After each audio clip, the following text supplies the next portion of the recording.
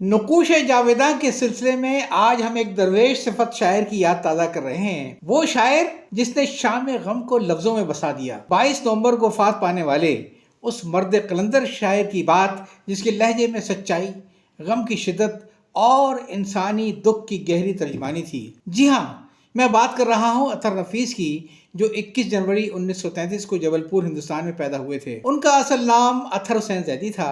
اطہر نفیس کا شمار اردو کے جدید غزل کے اہم ستونوں میں ہوتا ہے۔ ان کا زیادہ تر تخلیقی دور کراچی پاکستان میں گزرا، جہاں وہ ایک معروف علمی اور ادبی شخصیت بن کر ابھرے۔ وہ ملازمت کے سلسلے میں طویل عرصے تک ایک تعلیمی ادارے سے بھی وابستہ رہے۔ اطہر نفیس کی شاعری کی سب سے بڑی بات ان کا منفرد لب و لہجہ ہے۔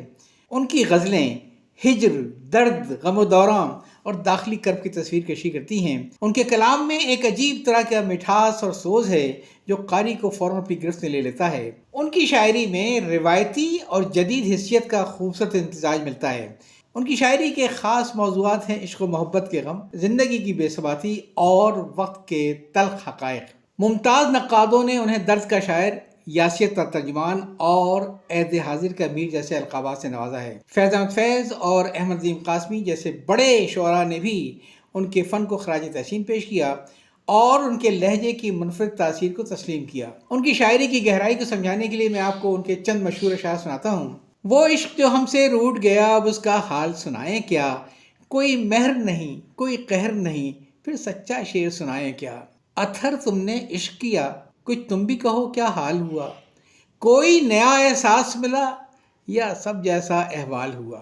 با وفا تھا تو مجھے پوچھنے والے بھی نہ تھے، بے وفا ہوں تو ہوا نام بھی گھر گھر میرا۔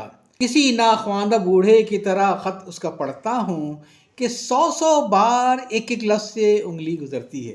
جی نہ سکوں جس کے بغیر، اکثر یاد نہ آیا وہ، میں تیرے قریب آتے آتے کچھ اور بھی دور ہو گیا ہوں۔ اس نے میری نگاہ کے سارے سخن سمجھ لیے، پھر بھی میری نگاہ میں ایک سوال ہے نیا، نہ منزل ہوں نہ منزل آشنا ہوں، مثال برگ اڑتا پھر رہا ہوں۔